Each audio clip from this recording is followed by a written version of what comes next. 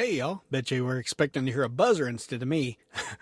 Hey, listen, I already had this podcast completely edited, and I had no way to go back in and just cut in the middle of it. So I wanted to make a quick announcement. Right after I got done with the podcast, I was actually a guest over on the trucking podcast. So you might want to go check that out. That's episode 108. We had a blast, me, Buck, and Don, just talking about different stuff. Of course, the subject of sweats came up, and we just had a fun time over there. Those guys are great. So, like I said, if you're not listening to their podcast, maybe you should be. Podcast is truckingpodcast.com. You can also just search for the Trucking Podcast anywhere you get your podcasts. And let's get on with the show. Trucker Dump for February 15th, 2016, episode 113. The Feedback Show, number 2. Welcome to Trucker Dump, where you'll get one driver's insights and sometimes humorous views of truck driving and the trucking industry, and pretty much anything else he feels like dumping on you. This podcast is brought to you by AboutTruckDriving.com, resources to help you understand the world of truck driving through the use of stories and a pathetic attempt at humor. G'day, folks. Welcome to the Trucker Dump Podcast. This is Todd McCann. How's it going out there? Well, I guess it's a new year. I trust you guys had a good Christmas. I'm sure there was no family drama involved at all. There never is, right? Okay, probably not. Well, anyway, hope you made it through it. Hope your kids got everything they wanted for Christmas. Yeah, well, that never happens either. But hey, we do what we can. Anyway, I hope y'all are doing well after Christmas. You're all recovering from New Year's Eve, if you have the day off. Actually, I did this year, but hey, I'll tell you about that here in a second. Me, well, I could be better. Having a little back pain right now. That is from a kidney stone. Gotta love that, man. So much fun passing kidney stones. But hey, I'm just trying to drown myself in water. It seems to happen when I get too much caffeine. I know I tell you guys all the time that I don't drink a lot of caffeine, but my mother got me some caffeine, or what are those little cocoa beans covered with chocolate. And I have to admit, I'm having trouble eating those just a few at a time. And when I have too much caffeine, these kidney stones attack, and ouch, ouch, ouch. You know, I've heard it said that passing a kidney stone is the most painful thing a man will ever experience, and it is the closest thing to childbirth that a guy can ever experience. But I talked to someone the other day who told me that their mom had a kidney stone, and she said the kidney stone hurt worse than squeezing a watermelon out her hoo-ha. So I don't know. Either way, it's not a pleasant thing. But hey, it's starting to pass. I'm drowning it in water. I don't know if I pass it or whether I float it back in my kidney or what I do, but whatever. It's starting to feel a little bit better. But hey, enough of my woes. I'm just glad I'm able to record again. Didn't get one out last month because, well, I left my microphone at home on New Year's Eve. Man, oh man. Don't know how I managed to do that. But, you know, I walked out without other things too. So, it was just a bad time. You know, sometimes you're all prepared to leave the house, and other times you just rush out at the last second and forget everything you own. That's kind of how this was last time. I can't believe I forgot my microphone. Oh, but I did. Anyway, got it back this time. And I did mention I was home on New Year's Eve. I was home on Christmas and New Year's Eve. And I cannot believe how long it's been since that has actually happened. I mean, it's probably been 10 years at least since that has happened. It just so happens, you know, I usually stay out 2 weeks at a time. My company actually requires that. So, it's usually you're home for Christmas or New Year's Eve. And unless you plan your vacation at that time, you're not getting both. And actually, they're far enough apart that unless you have 2 weeks of vacation, you still don't get them both. So anyway, I was just happy to be home for both of them. Christmas, I had planned on being home for. New Year's Eve was a happy accident. I was coming back up through there, through my house, and I was going to they wouldn't even accept the load until like the second, what was it, the third or the fourth, something like that. But anyway, I got through there on New Year's Eve. Got to spend an extra couple of days at the house, which was nice since the nephews were over, and also it's a new house, so I kind of enjoy sitting around and just lounging around in there. Although I have to tell you, our internet woes just suck. Oh God, and the evil overlord is not forgiving me for it. I admit I tried something new. Now at our old house, I think I mentioned it before, we paid like $100 a month for 3 megabits per second because we lived way out in the sticks. And this wasn't satellite, this was DSL. But you know what? Even with 3 megabits per second, we get like 1.5 megabits per second. And that was good enough to watch Netflix, kind of buffered a little bit here and there, but pretty, for the most part, when you wanted to watch Netflix or Amazon Prime, it was there and you could do it. Like I say, sometimes the quality, is a little pixelated and stuff, but, generally it worked. Well, we got up here and I saw this fancy pants new system going in that's based on LTE, like our phones. And, I'm out here on the road sometimes and I get 60 megabits per second. And this company was saying, hey, you're going to get 50 with us. Well, I looked at the map and we weren't going to get the full 50. We were going to get maybe 30. And so I signed up for it, being brand new and all. It wasn't even rolled out to the city yet. Well, I got to tell you, it was great the first week. I was expecting 30. I was averaging around 18, 20, something like that. And then all of a sudden it just went to crap and I couldn't figure out what happened. I ended up getting a hold of somebody at the company and they told me they had a firmware issue that was actually, what it was doing, it was causing some customers to get really good internet and other customers to not get any at all or really bad.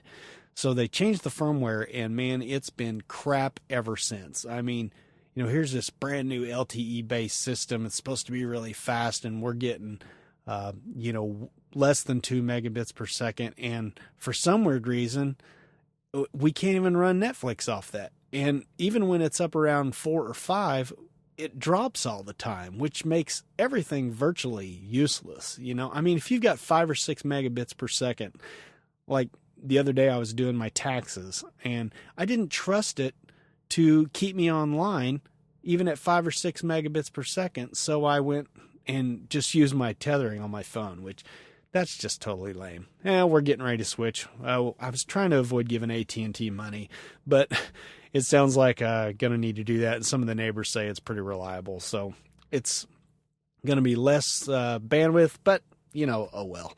Whatever. At least it'll be reliable, or hopefully it will be anyway. Anyway, I wanted to tell you about getting home for Christmas because I cannot remember the last time I've been this frustrated trying to get home for Christmas. Usually it looks like you're not going to get home and then at the last second they come through with something or they deadhead you a long way to get home or something like that. But this time it was just, I thought I was getting home, then I thought I wasn't, then I thought I was getting home. I mean, it happened like 4 times back and forth. My emotions were just like a freaking roller coaster. It was all over the place. I was sitting just like 150 miles from my house on the 23rd. And I thought, okay, well, great. I'm out of hours for the day. They'll let me roll tonight when I get off my 10-hour break. I'll leave at midnight. I'll be home around 2, 3 in the morning on Christmas Eve, have all Christmas Eve, all Christmas Day. Well, that was not to be. Instead, they decided to send me the opposite direction from my house, send me on a load up to Iowa. Now, not only am I going to Iowa, but once I get up there, they've got me making one relay and then another relay. And so I think, okay, I'm not going to get home at all. So, there's one part of the roller coaster. Well, I get up there and they finally change the load on me. And I think, yes, I am going to get home. But then blizzard comes rolling in. I'll give them that this was a good blizzard, and my company, I think I mentioned this before, but they actually shut us down in certain areas when they know weather's bad. When there's an active storm, they'll shut us down, wait till the storm passes, and then they'll release us again. Well, I kept calling in and telling him that the roads were clear at one point. Let us move. I'm going to miss this. I need to get this load so I can get home because I'm still in Iowa. I got to go all the way back to near Joplin. And they just kept not wanting to release it. Well, finally, they called me up. And I guess because I have a lot of experience at the company or whatever, they tell me, why don't you go ahead and go and let us know what the roads are like. And if they're clear, we'll release it for everybody else. So I took off like a banshee. The roads were, spotty, icy, but nothing I couldn't handle. And I flew over to where I was picking up my load. And I get there, and there's only a security guard. Oh. The shipping people had gone home 30 minutes before that. So if they just released me 30 minutes before, I'd have made it just fine. But no, I get there, and the only thing a security guard knows to do is drive around the lot. He's a new security guard at that. He doesn't have any of the paperwork. All the paperwork's in the computers. I asked if he had an emergency number he could call or anything. No dice. So there goes the other roller coaster down the hill. Well, I'm not getting home now. Call the company. They go through the whole rigmarole of trying to find somebody to get me my paperwork. My load's sitting right there on the yard. I can see it, which is even more frustrating. But anyway, dispatch finally tells me I have two choices. Either they're going to deadhead me all the way from Iowa down to St. Louis to pick up a load and then go home with it, which is going to get me home even later. I can't get home in a 10-hour break without doing a 10-hour break first. Or I can take my chances and deadhead home from there. And what they mean by take my chances is they're not sure what dispatch will do to me, if they'll fire me or whatever. And you know what? That's just really not an option for me. I mean, I made a little bit over $10,000 more than what I did last year because of a pay package. I really cannot afford just to lose this job just because I want to be home for Christmas. So anyway, I tell him, route me through St. Louis, and finally I'm going to get home, Well, I ended up making it about an hour and a half from my house, had to stop in Springfield, and the evil overlord had to come get me. And that was on Christmas morning, and made it just over to the nephew's house just in time to watch them unwrap gifts. Now, it was very sweet. They did tell me they were just going to wait, even if they had to wait for a couple of days until I got there. They were going to wait to open their gifts, which was really sweet for a bunch of turd knockers. But anyway, I got there in time. So I got there for their Christmas. I got there for my mom's Christmas, and everything worked out great. And then, like I said, like a week later, I got back for New Year's Eve. So that was all really sweet. Wow, a 12-minute story. Look at me go. All right, what's next?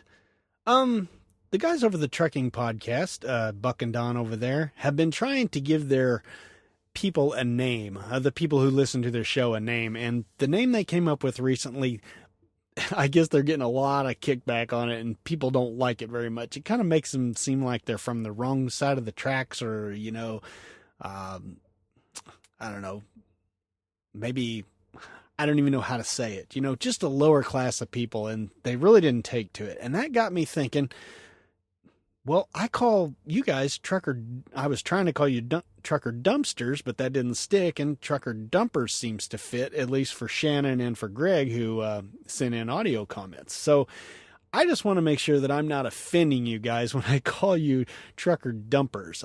I haven't heard any feedback on it, like the guys over there have. So hopefully you guys are okay with that. If you're not, I do want to know, because if it offends one person, hey, you can't make everybody happy. But if it offends everybody, then, I'm going to come up with something else, or nothing at all. I'll just say listeners. But anyway, for now, you're dumpers, trucker dumpers. And maybe you could just look at it this way. Listener Steven, who you might remember from a couple of episodes, who co-hosted the show with me, he wrote in and told me that he did not mind being called a trucker dumpster. And here was his explanation, which I thought was brilliant. I had not thought of it this way. But he said, I don't mind being called a dumpster. It's the perfect object to describe trucking. Everyone needs them, but no one wants to be close to them. Perfect, Steven. So, hey, Maybe that'll make you feel a little bit better about being called a dumpster. You are needed. So, hey, it sounds like Steven actually prefers to be called a dumpster. But, like I said, Greg and Shannon are saying dumpers. So, you guys decide. It's one of those two or nothing at all. I don't know.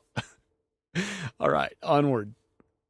Oh, and if you're listening to that show, the Trucking Podcast, send them in some suggestions because they're still looking for a good name for their peeps over there. And if you haven't checked out that podcast, do that. That's truckingpodcast.com, or just search for the Trucking Podcast in anywhere you get your podcasts, and it'll be the first thing that pops up. Okay, I got one other pretty big announcement, which I thought was pretty cool. This guy named Trucker Bob contacted me, and he has been wanting to use this new app called Slack. And I've been hearing a lot about it. Trucker Bob and I both listen to a lot of podcasts, especially tech podcasts about Apple stuff.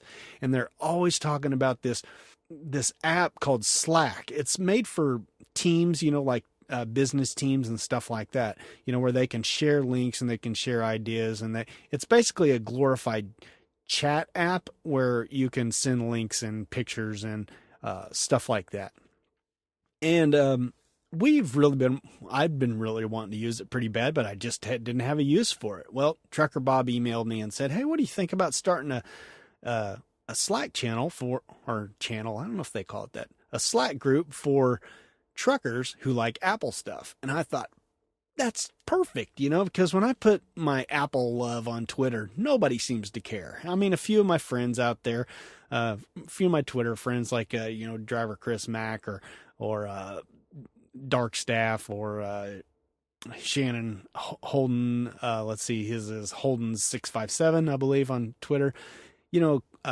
Clive Hammett, some of those guys, they get it and they'll respond. But for the most part, nobody wants to hear me, gush on about how much I love Apple or the problems that I'm having with my iPhone or something like that. Nobody wants to hear it on Twitter. So this has proven to be a really cool thing for us. Right now, we've only got like 5 members and we're really trying to get more in there. I did write a blog post about this. I didn't call it a Trucker Dump episode because I knew I'd be mentioning it here. You can go and look for that on abouttruckdriving.com. Just type in Slack, or quite honestly, if you're listening to this, it'll probably be right there on the main page. You'll see it down. Just scroll down a little bit and you'll see it.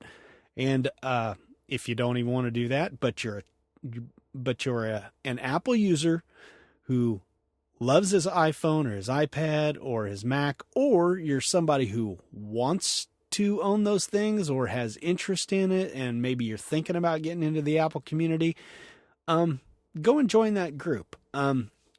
It's an invite only thing. It's, nothing. Trucker Bob and I aren't being snobs. It's just the way it's all set up. And you need to get an invite. So contact somebody who's in the group.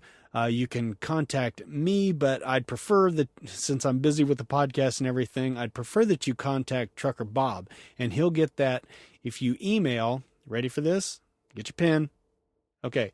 itruckers@icloud.com. Now, if you're an Apple guy, you don't need for me to tell you how to spell iTruckers, just like the iPhone. But anyway, contact him and he will get an invite out to you pretty quick. We're having a lot of fun in there. Like I said, it's not super active right now, but like I was having some problems with my iPhone and with my app store. My apps weren't updating, and Shannon Holden, like I said, who is Holden657. He's in there already. He was trying to help me, figure that problem out, and end up having to restore my phone, which kind of sucked. But anyway, and Trucker Bob was having some video problems. He couldn't get his iPad to play one particular video, and we were all just trying to help him troubleshoot. Eric Blacker, who is at Dark Staff on Twitter, he's in there, and he suggested a couple of really cool apps for us. And more recently, driver Chris Mack just proved to us that Punxsutawney Phil is actually a fraud. We're just having a really good time in there, and we're trying to boost this community. So if you are an Apple lover who is a trucker or work in the transportation industry, please join this group. And if you like it, you like it. We're not even sure what it's going to do, how it's going to do, how many people we're going to get in there, how active it's going to be. We just thought we'd give it a try and see what happens. So far, I'm having a blast in there, and I've actually been on there more than I have been on Twitter lately. So, like I say, give that a shot. Now, I'm sorry if you're an Android user and you have an interest in switching to Apple, that's fine. But we're trying to keep this to just Apple stuff. We don't want a bunch of Android users in there. I'm sorry about that. We don't want a bunch of Windows users in there because we really don't want to try to troubleshoot all your blue screens of death. You know, we're Mac people. We listen to Mac podcasts. We try to help you. So if you have questions about your stuff, maybe we can help with that too. So anyway, you can pop on over there to abouttruckdriving.com. Like I say, type Slack into the search box there and sign up, or itruckers@icloud.com. I should also mention that this app, the Slack app, is available on all kinds of platforms. It's available on Windows and Mac. It's even available on Linux, believe it or not. As for your phone, it's available on Android, iOS, and even Windows Phone has a beta. So check it out. Again, we don't want to talk about Windows Phone. We don't want to talk about Android. But hey, if you've got one and you're interested in Apple stuff, sign up. And if you're not, pass the word along to someone who is. Please. Pretty please. So hey, we're 20 minutes in and we're finally getting on with the topics. Oh wait, there isn't a topic today. You know, I don't know what happened. I've just had a total brain fart lately. I just couldn't think of anything I really wanted to write about. I had a couple ideas and I don't know, just couldn't get all pumped up about them and was just like, well, what am I going to do? And then I just thought, hey, a long time ago, I did a feedback show to catch up on feedback, and I am way behind on feedback, like I said in every single episode. So, hey, that's what you're getting this time. But you know, feedback just wouldn't be the same without starting it with this.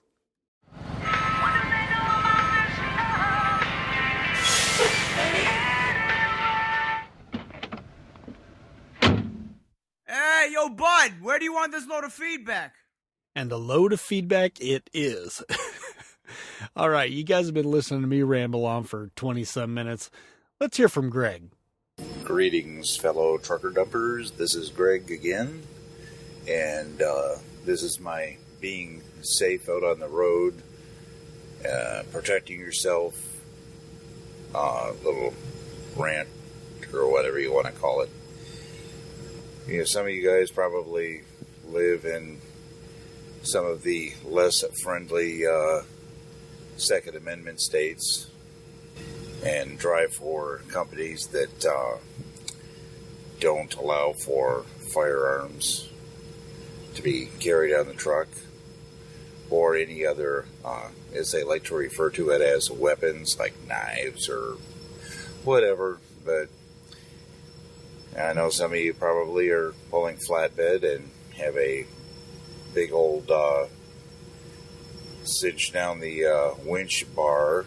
I've heard those work real well, but I drag a reefer, so it would kind of look out of place for me to be carrying one on the truck, seeing as how our company does not have any flatbeds.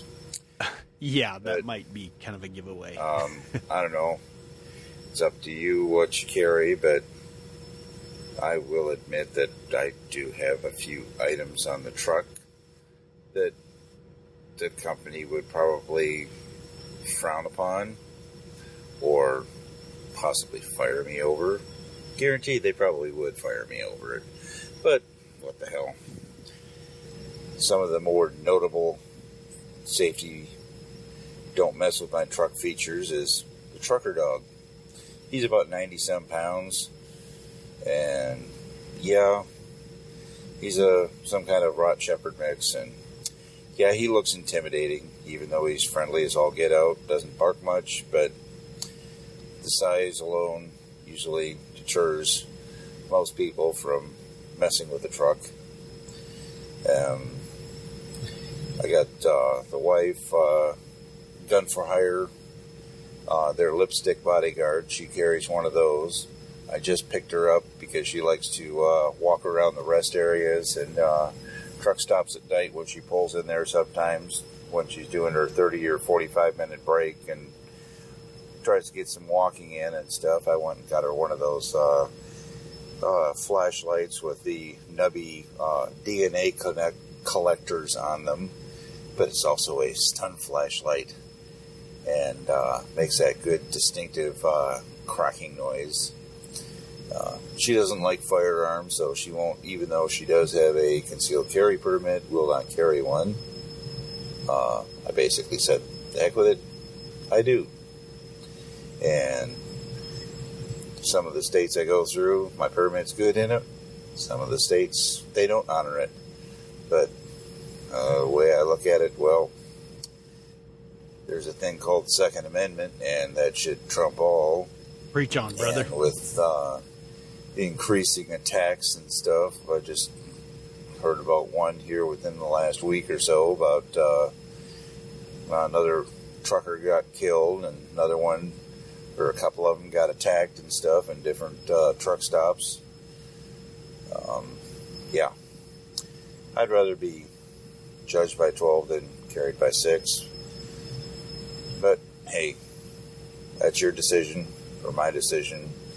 You got to make your own decision. So, anyway, Todd wanted me to keep this to about 4 minutes, so I went just a few seconds over. But anyway, hopefully this makes it onto the podcast. Hopefully it does better. I've got got rid of my twitchy smartphone and went back to my Ravine and got a Verizon tablet now. That's what I'm recording this on. And so, yep, back to the old flip phone. It's a lot more dependable. Anyway, all right. Well, have a good one there, fellow trucker dumpers, and we'll see you out on the road. This is Greg signing off. Take it easy. Truck safe. Well, Greg, thanks for sending in another audio comment. I do appreciate it. For those of you who wanted to follow Greg on Twitter, he is RiverRatWA57. You know about this whole gun thing. I did already post my views about guns and carrying guns in the truck. And if you want to hear those, I posted it back on Trucker Dump 110, so you can check that out if you're interested. If you missed that one, that was actually a good show. I interviewed my nephew, Jared, who got to come out on the road with me for a couple of weeks, so that was kind of fun. Check that one out. As far as that little lipstick pepper spray thing goes, that sounds pretty cool. Although I have to admit, I have no reason to disguise it as a lipstick. Because I'm not that kind of dude. But hey, it would be kind of handy to keep some pepper spray in here. I wonder if that's actually against company regulation. I don't honestly know. I would have to ask them. As far as the flashlight stun gun, that sounds pretty BA too, man. That sounds pretty awesome. We used to have a stun gun. I don't know if the evil overlord still has it or not. She probably does tucked away somewhere, but she always wanted to shock me with it, and that's one thing I would not let her do. I let her get away with a lot. Actually, I'm kind of a glutton for things like that. Like when my nephews were young and they wanted to see how powerful their airsoft rifles were, I actually took my shirt off and sat just about 10 feet away from them and let them shoot me in the chest with it. So I'm kind of a glutton for punishment on stuff like that. But I was not up for the old stun gun thing. So she would have enjoyed that too much. But anyway, those both sounds like interesting devices to keep you safe, and I put links in the show notes for anybody who's interested in those. It's just links to Amazon, not an affiliate or anything. Unfortunately, Missouri does not let me do affiliate links for Amazon, which really sucks. But, oh well, life goes on. It's not like anybody would use them anyway, and I wouldn't make a fortune off of it or anything like that. So, what do we got next? Well, how about a quick comment from Lester? And this is a quick one, like I said, really quick. Lester is at Amish Trucker on Twitter, if you're interested in following him. Fun guy. He's writing in response to me calling out to you guys to tell me whether you like the show, what you think about the topics I talk about, stuff like that.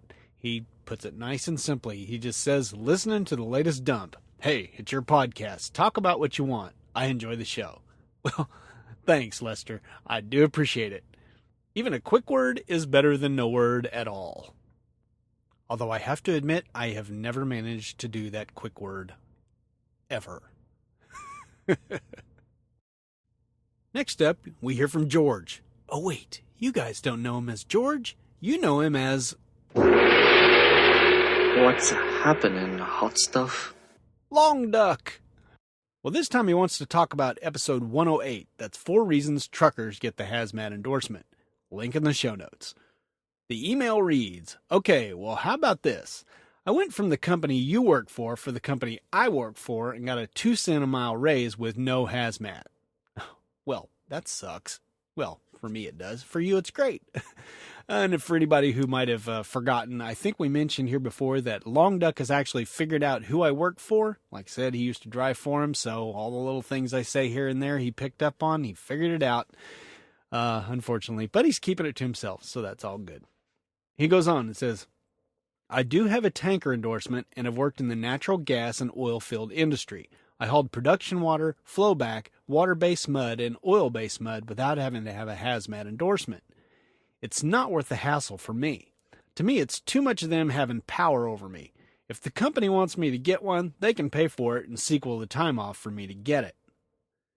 He goes on, kind of a different subject here. He says, when I'm home, it's just me and my boys. No work.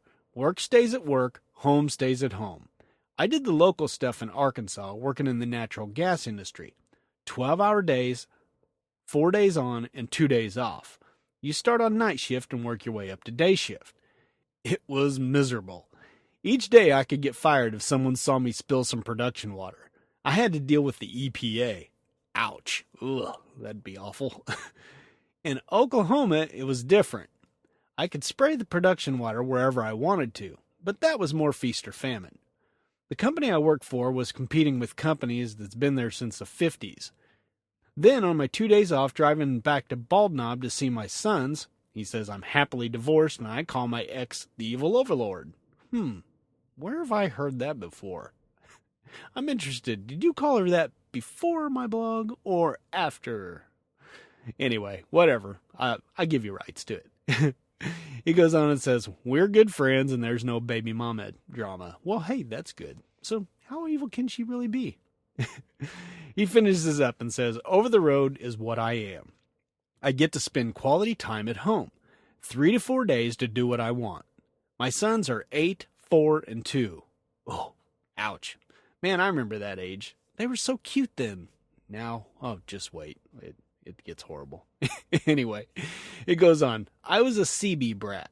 My dad would be gone 9 months at a time. When he was home, he still had a job to do at the base in Gulfport, Mississippi. But the time he spent with us, I got more deep teaching than the other kids got from their 9-to-5 dads. With all the different occupations that I've had, over the road is what I want to do when I grow up. Well, I guess that implies that you're not grown up yet.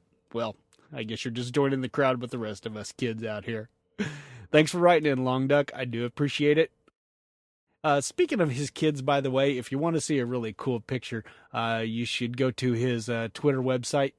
It's LongDuck71 is his handle, LongDuck71. And take a look at the picture on there. It's him and his kids dressed up like 40s gangsters. It's pretty cool. Check it out. And thanks again for writing in. Moving right along, we're going to jump over to my interview on jobshadow.com where they interviewed me about becoming a trucker and what it's like to be a trucker. That's a really cool website, like I've told you before, jobshadow.com. If you're interested in any kind of a job, go over there, check it out, see if you can find it. They got a lot of stuff over there, and it'll give you some of the inside scoop on what it's like to do a particular job. Mine naturally was truck driving. Imagine that. But anyway, Denver left a comment over there that said, I love to drive! ! Cars, trucks, cycles, bicycles. I have a college education in the medical field, X-ray, but unfortunately I'm very burnt out of the profession. I enjoy the road, my own company, but my biggest concern and worry is being away from the wife and the child. I would love to be home every night, but could surely handle a couple of nights away from home. Money is not too big of an issue. We are frugal and the wife has a good job.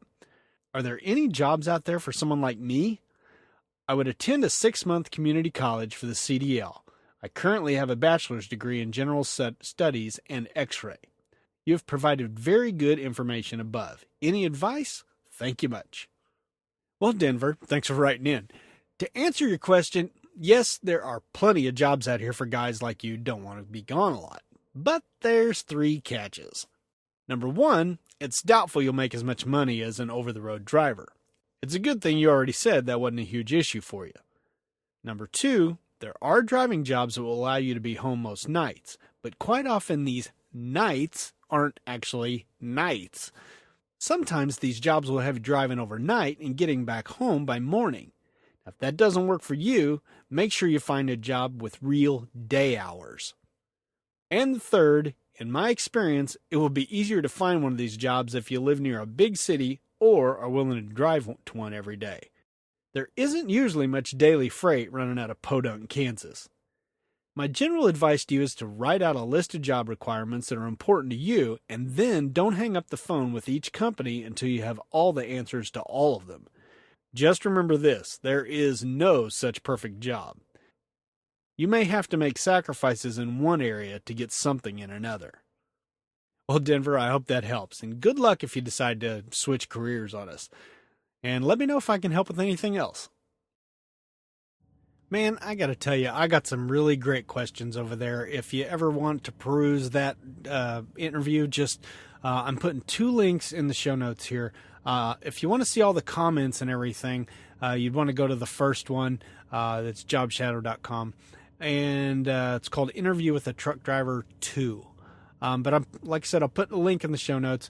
If you want to read it and get all the comments, do that. If you want to listen to it, you may have already done that. That was in episode 102, Trucker Dump 102. So check those out if you haven't already. They're great. I've been told they're great anyway for anybody who's considering getting into the trucking industry and becoming a trucker. So check those out. Like I say, man, I say check it out a lot, don't I? Which is kind of ironic because, well, it's not ironic, I guess. I always use that word wrong, but it's ironic that I use the word ironic all the time. Anyway, the evil overlord and I, every time we say check it out, we always think of the scene in Tommy Boy where Tommy Boy sees the girl and he acts like he's going to the weight room and he says, "You know where the weight room is? I'll check it out." That's what we always think of when we say check it out. And now I figure out on my podcast that I say check it out all the time. How funny. Anyway, where were we? The feedback section. That's where we were. Well, hey, I've been telling you guys that I've been getting a lot of audio comments from Greg, and we're going to catch up on another one of those. This one sounded a lot better. I was really happy with this one. I didn't have to run it through any filters or anything. So take it away, Greg. Greetings, fellow trucker dumpers. This is Greg coming at you. I just thought I'd throw a little piece in there about technology and how much it's advanced since I started driving. Back in the late 90s when I started driving, I thought it was a real luxury. Cell phone that was didn't have a whole lot of minutes on it, but at least it kept me in touch and stuff. Now we've got pretty much unlimited plans and smartphones, which I just got rid of mine. I'm now running a Verizon tablet, and it seems to be working a whole lot better, especially recording these little sound bites for you. I don't know what it was, but I think they just had too much crap crammed into that little old phone and stuff, so now I'm back to my Casio Ravine flip phone. I like that because, hey, it's ruggedized. You can drop it in a puddle of water and pull it back out and shake it off and still use it. Not have to worry about it. Unlike some of these phones that, yeah, you drop it in the water and you're screwed. Anyways, and run a laptop. I've got a Panasonic Toughbook, basically the same thing that you see in the police cruisers. It's a refurbished one, got from Amazon. It was only about $3.50. It's got a 500 gig internal drive and use it for navigation. I've got Copilot GPS on it. You listen to audiobooks, your podcasts. I love listening to Todd on it. Weirdo alert. And a few others. Also, like I say, have this Verizon tablet that beats the heck out of the smartphone that I used to have, because it just seems to work better. I don't know. My wife says, no, I don't want to be carrying two items, but she likes her smartphone, but okay, to each his own.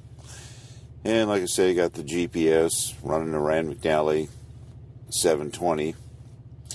Wife likes that. She's directionally challenged. Oh, Greg, I had to pipe in here because I know the feeling so much. The Evil Overlord drove with me for 9 years. Had a little break in there, but after about 8, and came back for about 1.5. But 9 years of it, and the entire time, she never had a freaking clue where she was at. Never. I mean, it was like, I did all the logbooks and everything, which was kind of part of our agreement when she came out here.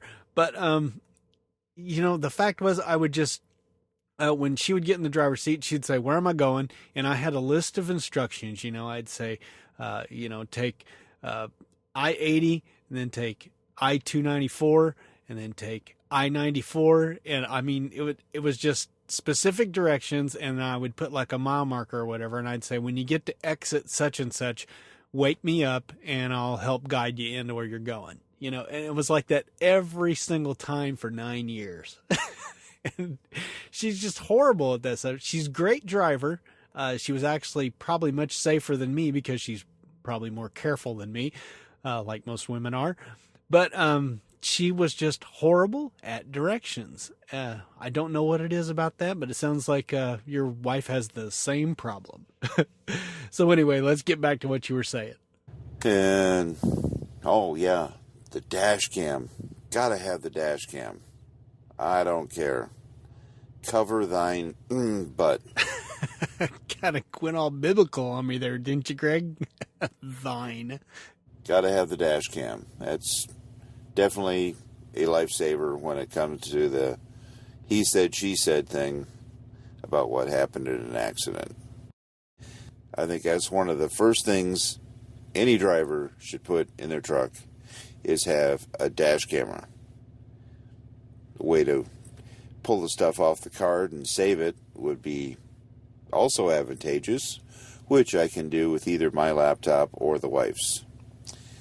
And she's got had a few different drivers, like a Crete driver last night getting onto the Ohio Turnpike, cut her off, and she went and pulled the video footage off the dash cam and sent it to Crete, and they love that one. So I'm sure that driver's going to get a little talking to. So, drivers, don't do anything stupid out there. Okay, well, trying to keep this to about 4 minutes, and I think I just hit the 4-minute mark here. So, all right, fellow trucker dumpers, truck safe, be safe, keep it between the ditches, all the rest of that meat garbage. Anyway, all right, catch you later. Looking forward to your next podcast, Todd. All right, take it easy. Drive safe. This is Greg, signing off. Roger that, Greg. Signing off. Hey, anyway, okay, well, about these dash cams, I am so uncertain about these things. You're right, they can protect you if somebody does something really stupid in front of you or, cut you off or something like that, like you said with your wife. But on the other hand, I know the way the system works, and no matter how safe we truckers drive, they always perceive that it's not good enough. I mean, I could easily see a situation where, I'm tooling along the highway and, I've got plenty of following distance, but then somebody pulls in front of me and then they stop, and then all of a sudden, I hit them, and then all of a sudden they use that footage in court against me because I didn't maintain a 7-second distance or something like that. I'm not saying that particular thing would happen, but they just always want to blame the truck driver. And it just makes me think that if they have video of anything, they're going to find something that the trucker is not doing perfectly. And that is going to be the thing that hangs you every single time. I do understand that most of the time that it is the automobile's fault, but we also know that, like I say, they just love to spin it around on us somehow. And I'm just not sure I'm ready to go down that road yet. But hey, like you said, to each his own. And I'd be interested to hear from the rest of you people out there. If you've got a dash cam and you love it, why do you love it? How much do you use it? How often has it saved you? I'd actually like to see some of the video of it. Just clip it down, please. I don't want to see, 15 minutes of video for one 15-second incident. Please. I'm too stingy with my data out here. I'm not going to use it for that. But I would be interested in seeing that and hearing what you guys have to say about dash cams. As always, thanks, Greg, for that comment, too. We may have another one from you before we're done for the day, but we'll see how long we go here. So, hey, let's say we just keep consistent here. We followed up Greg's last audio comment with the shorty. Let's do that again.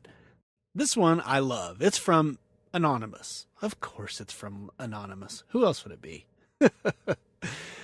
Anyway, this was the one on Trucker Dump 57, and that's called Really a Good Dispatcher?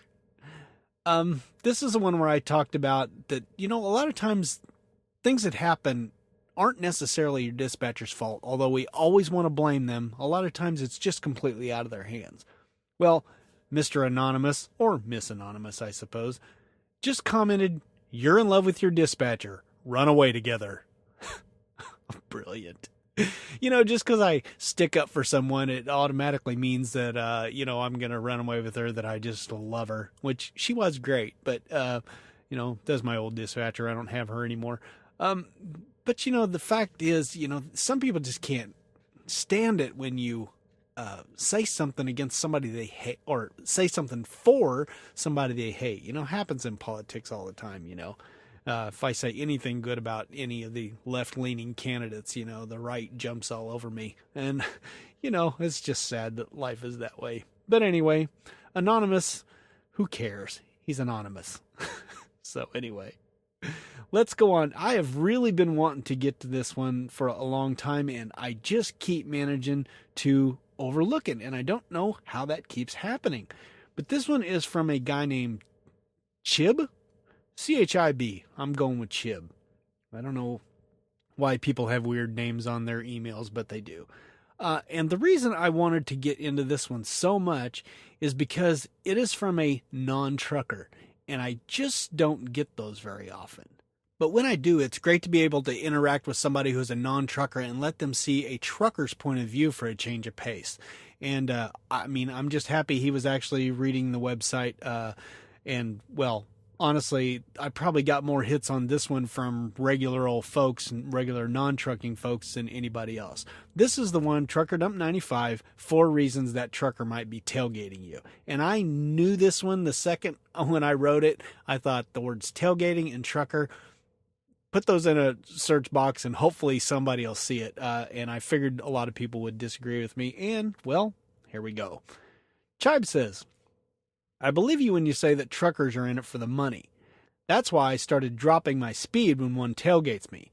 I'm not going to slam on my brakes, but I'd also rather gamble on being rear-ended at a slower speed. Not much better, but it's still better. By the way, what makes you think that you're the only one who needs to fulfill a schedule? People aren't driving down the interstate to hang around. They have to get to work too. But traffic moves a lot slower than it would because everyone has to dance around those freaking truckers. Then a trucker inevitably crashes and dumps their load all over the road and shuts everything down for miles." He goes on and says, "And for your information, if you want to pass a slow-moving car, try using those blinking lights on the side of your truck and trailer instead of tailgating. Tailgating doesn't make you go faster, and it doesn't help you pass. Unless you've already killed someone, you're still going to be going the same speed. Oh, and if you don't want cars cutting into your 6 to 7 second gap, then don't take up the left lanes.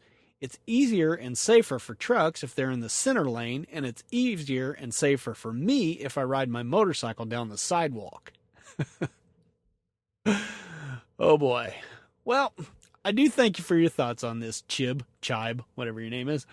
I know tailgating truckers pisses off four-wheeling drivers, so I'm glad you spoke up so I can address your issues.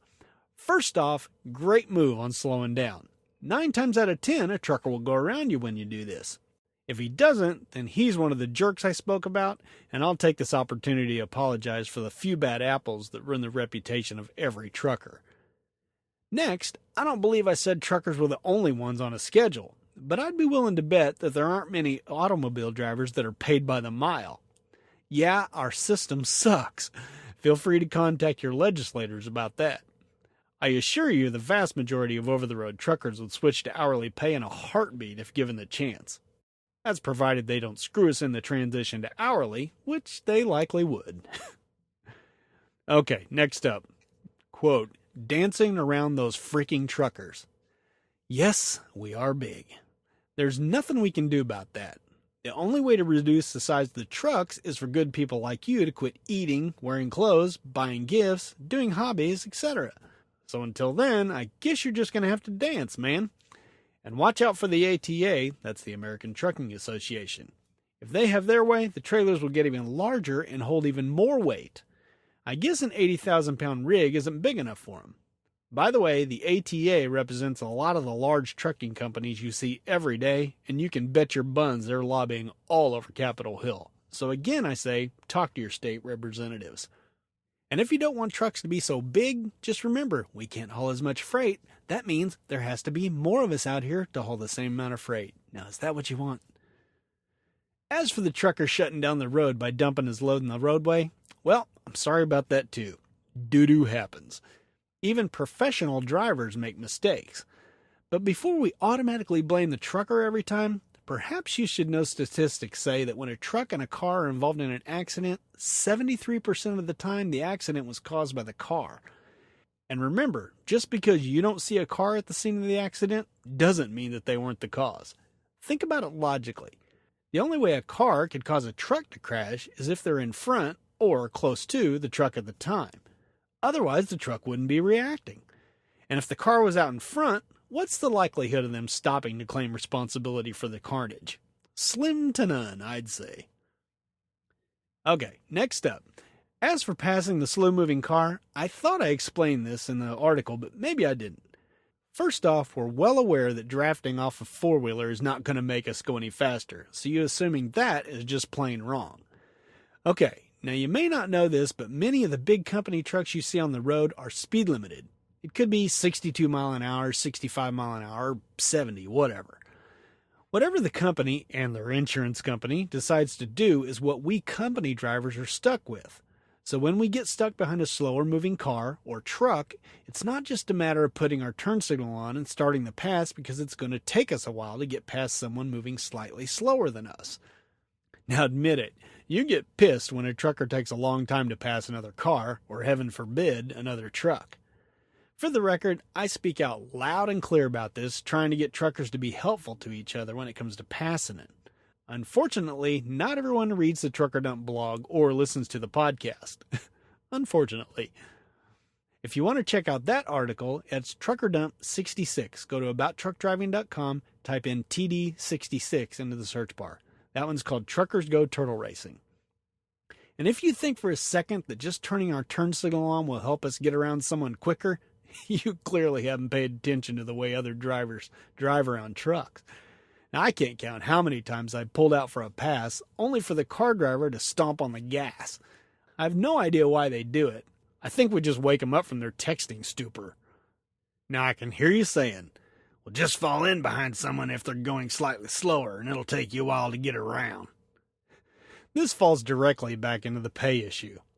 We get paid by the mile, so the longer we're held up, the smaller our paycheck. Furthermore, this time we're losing all adds up in the end. It can be the difference between getting home 10 hours earlier or not.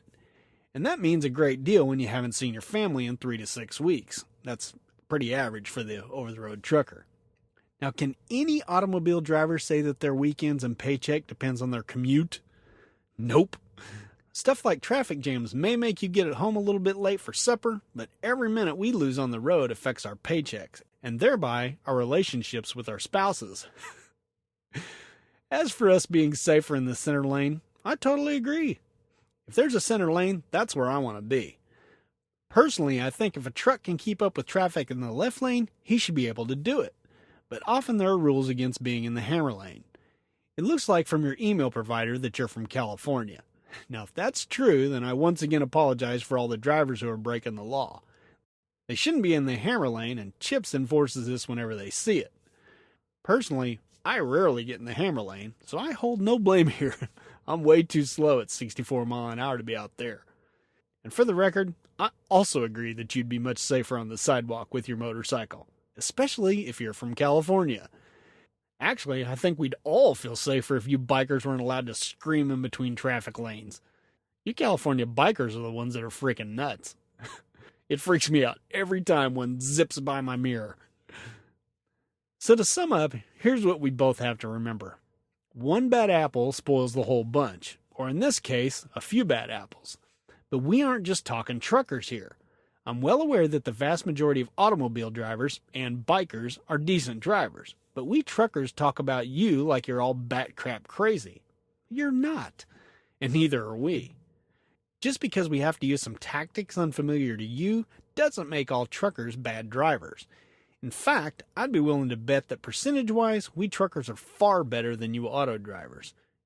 And if you don't believe that, then take a look at how many trucks are out there on the road, and then imagine if we wrecked as much as car drivers do. Trucks wreck every now and then, but it always makes headlines. Cars wreck all the time and rarely get mentioned. Am I right, or am I right? Well, Chib, Chibe, whatever your name is, thanks for writing in again. I do appreciate it, and I was glad to be able to have this little discussion, although you didn't write me back, so I don't know if I just totally changed your mind, although I kind of doubt that. What do you guys think? I didn't change his mind, especially if, like I said, if he's one of those California motorcyclers. Those guys are nuts. I used to ride a motorcycle, but I was very safe in doing so. These guys in California? Not so much. I'm getting pissed. My microphone keeps disconnecting USB somehow. I don't know what it's doing. Drive me crazy. Anyway, okay, this next one, I'm not going to actually read it, but it is from a guy named Vic. Not going to read it because he wanted to enter the trucker music contest from Eric McMahon, and he was just a little late getting in on that contest, but he did write and say he enjoys the podcast. He did also say he was starting CDL school in 2 weeks in Stockton, California, and that was back in July, so if he made it through, he is a trucker by now. I hope he's still listening. Vic, if you are, give me a shout. Let me know. He also gave me some suggestions for future podcasts, so I do appreciate that. Some of those I already had on my list. Some of them were new ideas, so I do appreciate that, Vic. Anybody else out there got suggestions for the podcast? Well, it would have come in handy this time since I'm doing a feedback show. I was at a loss. Like I said, I had some. They didn't do anything for me. Okay. Anyway, let's move on. Listener Ken wrote in again. He is on Google Plus a lot. He's not on Twitter that I know of. I will put a link in the show notes to his Google Plus page. He always writes interesting stuff over there and often funny, as you will find out. And he listened to Trucker Dump 109, Coping with Rookie Truckers, but he doesn't really want to talk about that much. He has something else on his mind. Subject line, hey there, Todd. Rant activated. He says, I just finally got around to listening to the last podcast about rookie truckers. Good stuff. It kept me company for the last hour of my trip to deliver one pallet in Glenwood Springs, Colorado. These mountain towns are all the same. Picture old Toyota pickup trucks, brand new white GMC Suburbans, and coffee shops everywhere. Weird. I'm very sorry to hear about your company not being able to deadhead you home, especially considering your experience and tenure. My company can deadhead me home up to 500 miles at times. I've even gotten flights home if they couldn't get me home on time. Oh yeah, I forgot to mention, I own the company, truck, and trailer. Win! Thing is, your company depends on you, the pro, to get the job done. There was an office full of people watching your dot on a screen, and the rookies too. They knew they could depend on you to handle the situation. They know full well just how much you can handle before you fire up the mic and bitch. Ouch. You know it's true. Well, yeah, I do tend to complain about them sometimes, which is why I'm anonymous. Hey, wait, didn't I just insult anonymous people? Well, I'm not anonymous. My company's anonymous. Anyway, he goes on and says, in the feedback, I heard my favorite topic, e-logs. I don't think I've ever heard anyone say that sentence before. Favorite topic, e-logs. All right. He goes on. I'm going to now reveal to the world why e-logs and paper logs don't matter and are mostly irrelevant when it comes down to it. So say Billy Bob McCann is enjoying... Nice. I actually have an uncle named Bob McCann. I don't think his name is Billy, but he does have a son named Billy. Oh, wow. Oh, that strikes home. Okay, so he says, say Billy Bob McCann is enjoying a nice ride with the windows down through Missouri along I-70. Suddenly, a bee bounces off the mirror and gets stuck in his mullet. They don't have mullets. Well, in a panic, he sideswipes a school bus and drifts towards a flatbed conspicuously set up like a ramp. Spectacular barrel roll, clears a passing fuel tanker, narrowly missing a Lion's Den novelty shop, but landing in a huge fireworks discount store. You know the one. Huge explosion. Accident investigation and cleanup. But wait. So while Bob's burnt and mangled corpse is being evaluated for organ donation and subsequent drug testing, the mighty and heroic NTSB swoops into action. Cue the black helicopters. The company is raised for Billy Bob McCann's employment records, drug test results, accident records, duty status, mullet certificate.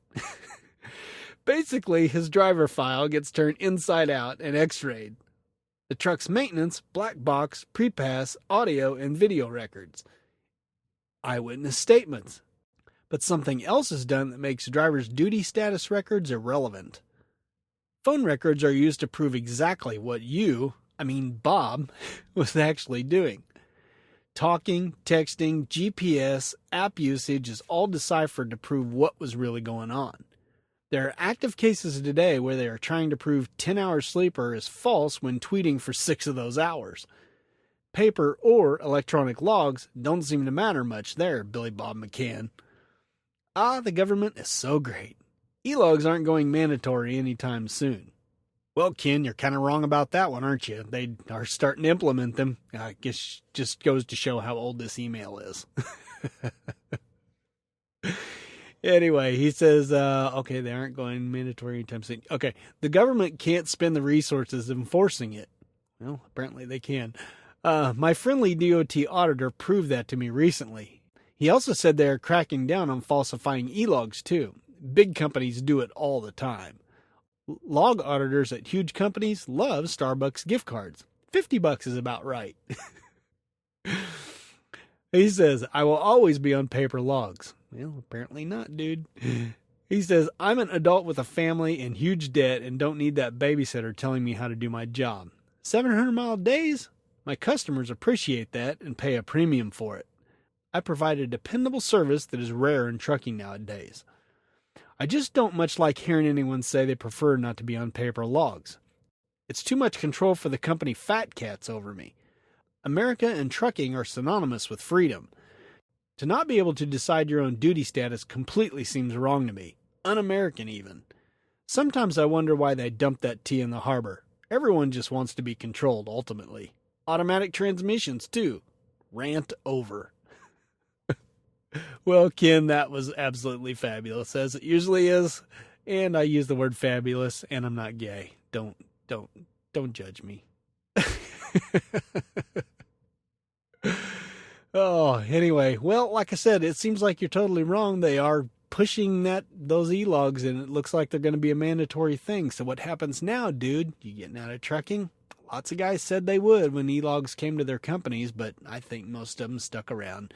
I find them to be not quite so bad as they were in the beginning. I hated them, of course, in the beginning, and you get used to them over time, and most of the time they are just fine. They're actually, okay, I'm going to say it, they're actually better most of the time. Oh, God, someone strike me down. But, you know, there are those times still where you just need that extra 15 minutes and you just don't have it. But, oh well, that's when you just do what you got to do, and you call the safety department the next day and they give you a little butt chewing and you're fine. My company doesn't even give me that hard of a time when something happens anyway. But thanks for writing in, Ken. Great, funny stuff, even though you're making fun of my family and their mullets. And by the way, they do live close to I-70 in Missouri. All right. Well, we're well over an hour, but you know what? I am just going to keep on burning. I am freezing my buns off right now.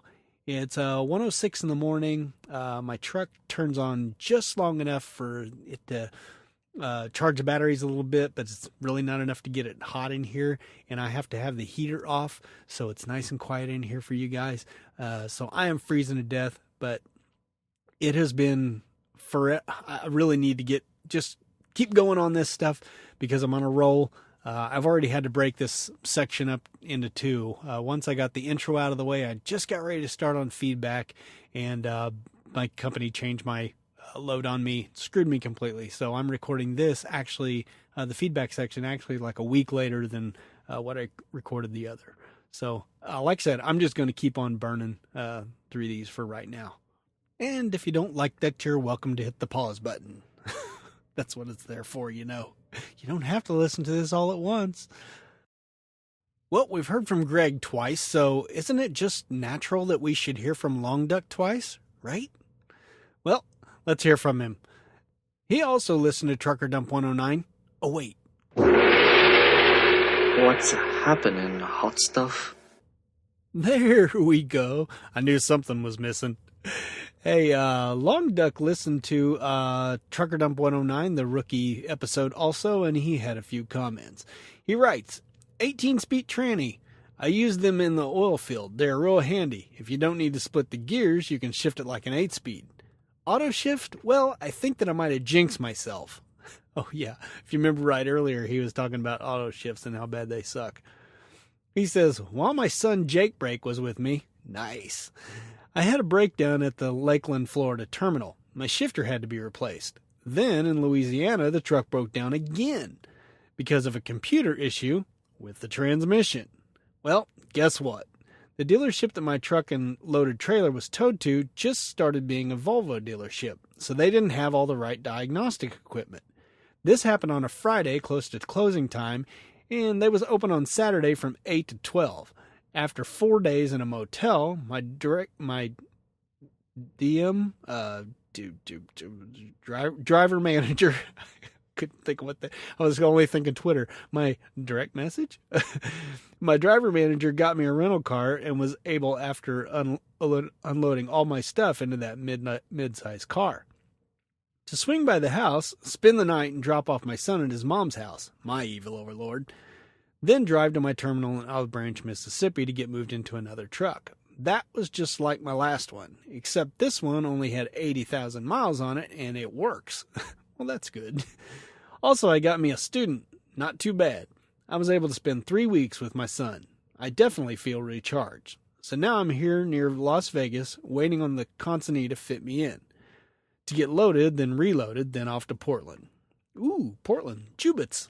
Only 500 miles, or however long they say. And then those signs out on 80. Do they still have those? I haven't been out west in so long. Do they still have those Jubits signs that say, you know, like 2,000, or what is it? Like 1,000 miles to Jubits or something like that. Oh well. I used to see those years ago. Okay. He goes on different subject. Because I talked that rookie trucker into not doing blindside backs.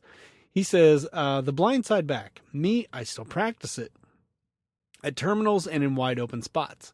I definitely have my students do the same. And yes, I tell my students to avoid a blindside.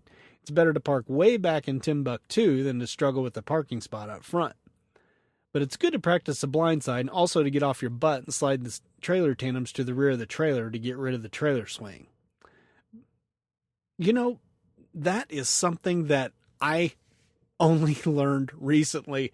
I mean, I knew it consciously that, the trailer swing is not good, but I never really thought about sliding the Thames all the way back when you're blindside backing. How sad is that I've been doing this for 18 years and somebody showed me that maybe a year ago. I guess the point is I just don't ever blindside back. I mean, I can do it if you give me 3 spots wide, I can hit the middle one pretty good, without sliding the Thames or anything, but I just pretty much avoid it like the plague. Okay, he finishes up, and I got to read his closing because it's just funny. He says, "Bye for now. Sniff, sniff, fist bump." Word up, dude. Well, thanks again for the email, Long Duck. I do appreciate it, as always.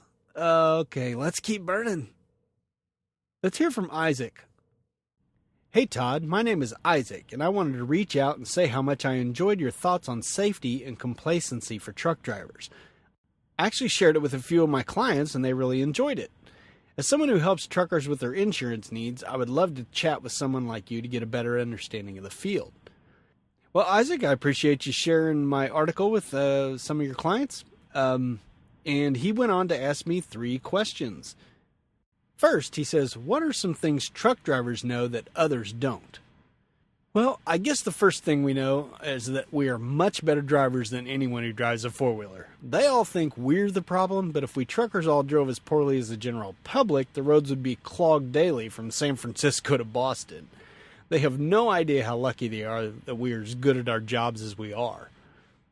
Secondly, I'd say we also know how important we are to the economy. Without trucks, America stops is right. The general public just sees us as a nuisance. They forget that while they're flipping us the bird, they're doing so from a car that was delivered by a truck, on a seat that was delivered by truck to the auto plant, which was assembled at a plant where all the pieces were delivered by a truck. Not to mention that they'd be naked while driving if not for us. And their middle finger wouldn't be so pretty if it hadn't been for a trucker who delivered that cherry red fingernail polish to the department store. They just don't get it. Want us all to get off the road? Fine. I'm guessing it would take about a week before everyone's perception and appreciation of truck drivers would change forever. Too bad that'll never happen. Second question. Do truckers have their own lingo? If so, how does it work? Truckers have their own lingo with varying degrees. The most extreme guys get their lingo from the CB. They use all kinds of crazy names for stuff. For instance, a woman with a skirt or shorts in the car beside them are called seat covers. They call car hauling trucks parking lots, and for some strange reason, truck weigh stations are called chicken coops, which makes no sense to me since we call cops bears. So why aren't the weigh stations called something like bear dens or something like that? I've got no clue. For the rest of us truckers who don't take it so seriously and who hate the CB, take a look at this kid, we just pick up stuff along the way. Also, like any occupation, we have our own lingo because our job is different from other workers. Just as I wouldn't understand half of what a doctor or an accountant was saying, or an insurance agent for that matter, they wouldn't have a clue what I was talking about if I said, "My freight's past the 48-foot mark, so I'm going to have to slide the tandems. Hopefully the pins aren't stuck, and heaven forbid I have to drop the landing gear to slide the 5th wheel." Yet every trucker knows exactly what I'm talking about. And the third question was, what's the hardest part about being a truck driver? For me, the hardest part about being a trucker has always been being away from home. Even when I had the evil overlord on the road with me, it still sucked because you're home so little that it's hard to maintain friendships, let alone build new ones. And it seems like the whole time you're home, all you're doing is getting ready to go back out again. Now that the evil overlord is off the road, it's even harder. I get some pictures and reports of her doing stuff with the nephews or hanging out with a friend while I'm sitting alone in my truck. And that may be fine for some of these loner guys out here, but that's just not me. By nature, I'm a social guy. I like hanging with people, but I intentionally don't hang with other truckers because I don't see any sense in getting to know someone you'll likely never see again. I also miss the steadiness of a set schedule, although I'm sure that's a bit of a case of the grass is always greener situation. I long to be home every evening and have full weekends off, but I'm guessing when, if, I ever get off the road, I'll undoubtedly have days where I long for the open road and a crazy schedule. You know how that works. Well, thanks, Isaac, for writing in. I think it's great when people who are related to the trucking industry you can tell that they're actively seeking out what's going on in the industry like you just did. You're reading my blog clearly, or you have read at least a few articles. I assume the ones you were talking about was Trucker Dump 97, A Trucker's Worst Nemesis is Complacency, or Trucker Dump 104, Complacency Strikes. There's a link to both of those in the show notes. Not sure which one you were listening to, but you mentioned complacency, so that's got to be it. But anyway, I just think it's cool when people inside the industry that are not exactly truckers try to follow this stuff. I had a safety guy recently write in and ask a question too. So it's neat that you guys are looking for input from truckers themselves. And you know what? I was going to ramble on a lot longer, but I got to tell you, it is 3:10 a.m. now. And if you remember, not too long ago, well, on the podcast, I said it was 1:06. That's because it's, like I said, it's really cold outside. The truck keeps idling on and off, and I just can't get any recording done. So I'm going to wrap this up pretty darn quick here. I got just a couple of quick ones. I wanted to mention that Dan over at the R&J Trucker blog, they were kind enough to include me in a list of their, an article called 10 Trucking Blogs Every New Trucker Should Read. And I really appreciate them saying the kind words they had about the Trucker Dump over there. And you can go check out that blog. I'll give you the website right now. It is rjshvacblog.com. Now, that's kind of a convoluted thing, so just check the show notes, and I got a link to it in there. Of course, that link takes you to my article, but you can look at all the other articles that they have on there. Next, let's hear from Roger, because Roger was my dad's name, and that's great. Okay. He says, I started driving when I was 15 years old. He's 52 now. My truck is governed at 66 mile an hour, and one of my biggest pet peeves is when you get stuck behind a four-wheeler that is doing, let's say, 60 or 62 mile an hour, and you want to pass. Now, all of a sudden, they speed up because they don't want to be behind a truck. So you get behind them, and they slow back down. Sorry, just had to vent, he says. Oh, he's a vet. He's a ex-Marine. Thanks for your service there, Roger. Well, I'm amazed. You say you started driving when you were 15. So that's like 37 years behind the wheel. Now, I've been driving since I was 16, but it was cars until I was like 25, 27, something like that. So, wow, 37 years behind a truck wheel. That's just awesome.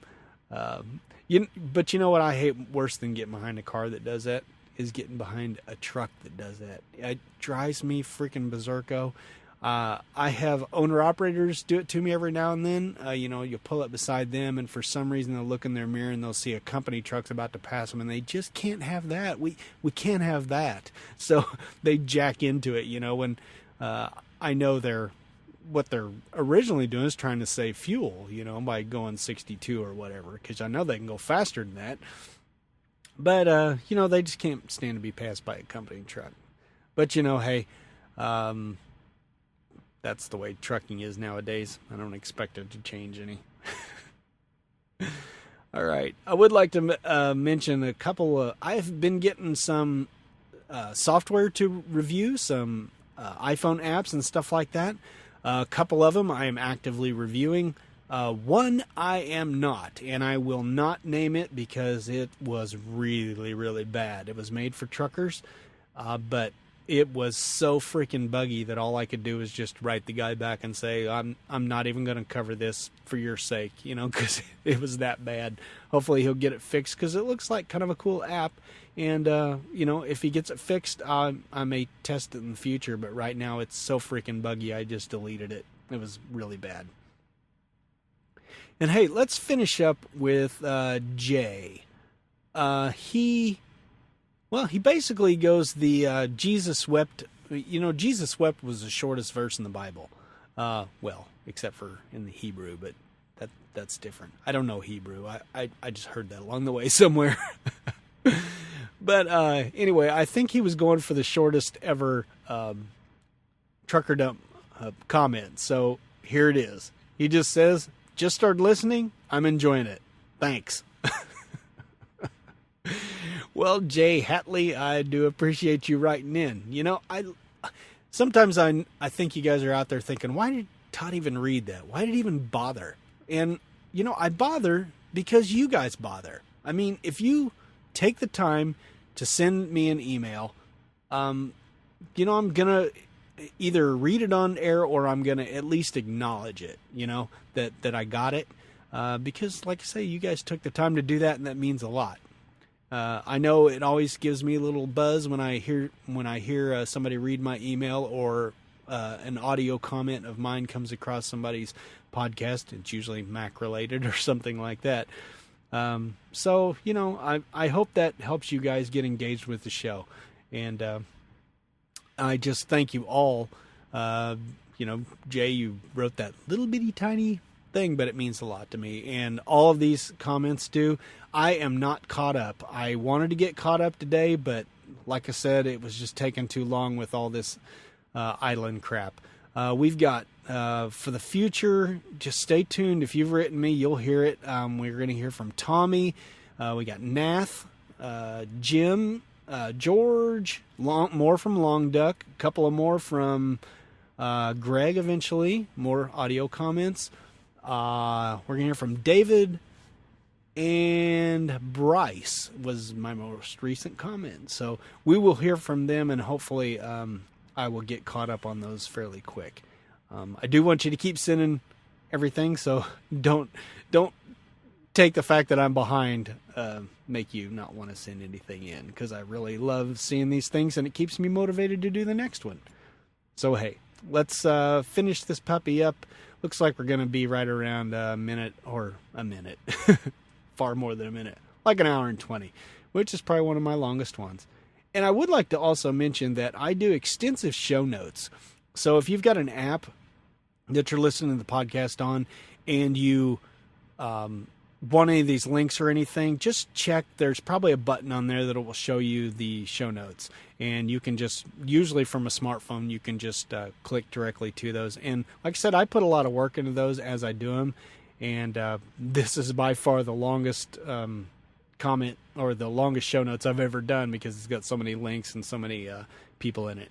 So check those out. And if you're not using the podcast app, if you're actually listening on the Trucker Dump blog at abouttruckdriving.com, you can just scroll to the bottom, and I've started listing, I can't remember, a few episodes ago, I started listing all the links that I mentioned in the podcast down at the bottom. So basically I just copy all the show notes and paste them right at the bottom. So everybody who's just wants to read it can also see what we talked about on the podcast. I'm hoping also, you know, when people see what's on the podcast, and it's so much more than what's in the blog post, that they actually consider starting to listen to the blog or to the podcast. Because like I said before, I think Trucker Dump comes off better through voice than it does on the page. But hey, what do I know? All right, let's finish this puppy up, and I guess we ought to just crank up some music and get out of here.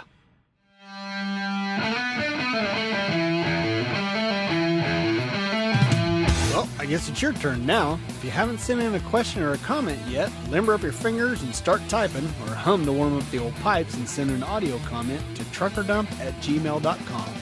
The website is abouttruckdriving.com, and of course, the Twitter handle is @ToddMcCann. That's 2 D's, 2 C's, and 2 N's. Obviously, you should go over to iTunes or wherever you download the podcast and leave a review like BPin88 did. He left a nice little review, and you should too. Really, you'll feel better about yourself. If not, at least keep listening yourself, because you know I appreciate it. So until next time, drive safe and stay out of my way.